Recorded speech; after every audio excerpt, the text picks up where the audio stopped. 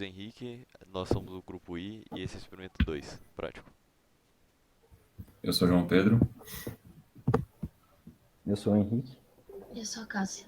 E agora a gente vai dar seguimento pros vídeos.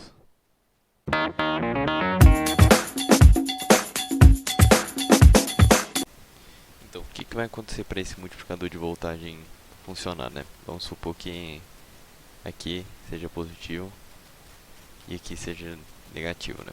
Aí a corrente vai fluir daqui, né? Passar pra cá, aí vai vir pra cima e depois vai voltar pra cá, passando os 5 volts que é o que está sendo fornecido, né? Aí esse capacitorzinho aqui vai armazenar esses 5 volts aqui. Agora, como a onda, né, é alguma coisa assim, né? E aqui é a parte positiva e aqui uma parte negativa. Esses sinais aqui vão inverter toda a onda, né? Então a gente tem que apagar aqui. E trocar eles de lugar, né? Ah, antes que eu esqueça, tem que mudar aqui também, né? Que aqui, como a corrente está fluindo assim, né? Aqui vai ficar positivo e aqui vai ficar negativo. Aí agora aqui em cima vai ficar positivo e aqui embaixo vai ficar negativo.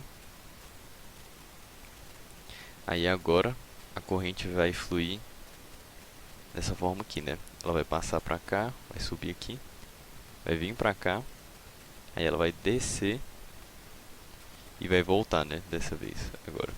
Só que passando pelo capacitor 2. Aí como veio 5 volts daqui e passou 5 volts aqui, vai acumular para um total de 10 volts, né?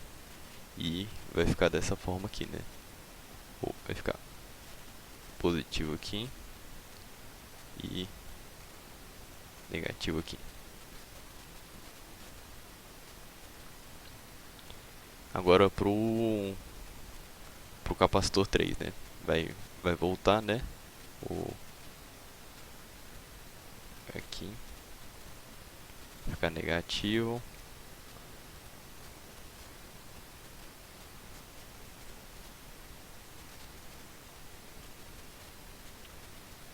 E positivo. Para o capacitor 3 agora ele vai vir para cá, aí ele vai passar reto aqui por esse aqui, né? Pelo capacitor 2 que está carregado com 10 volts. Aí ele vai vir aqui e vai vir passar pelo diodo 3 aqui, né? E vai voltar agora passando por esse capacitor 3. Aí por que tipo não soma, né, os 5 volts daqui com os 10 daqui dessa vez? É porque é como se aqui, nesse ponto aqui, por exemplo, tivesse menos 5 volts. Aí vai pegar, né, tipo, os 5 mais os 10 volts, vai dar 15, né? Só que você tem que subtrair esses 5 volts. Aí vai ficar esses 10 volts aqui. E isso vai ser a mesma coisa para todos os capacitores, né? Aqui, como eu sinalizei, né? Todos esses aqui são os pontos, né? Aí vai ser 10 volts, aqui vai ser 20 volts, vai incrementando, né? Nos pontos. Mas os capacitores sempre vão acumular só 10 volts de energia. Aí isso aqui, teoricamente, seria tipo no mundo perfeito, assim, né? Mas os diodos e os capacitores, eles dão uma queda de tensão. E no caso, como a gente vai simular no vídeo a seguir, né? O Tinkercad tem mais ou menos 3 de queda de tensão. Ou seja, aqui vai ficar 4 volts, aqui vai ficar 8 volts, aqui vai ficar 12 volts, aqui vai ficar 16 volts, 20 volts, 24 e assim por diante, né? Até a gente chegar no nosso 30, que vai ser o próximo, né? 30 volts. Aqui, mas é mais ou menos isso. A queda de tensão que tem. Não é exatamente 3, mas é mais ou menos 3.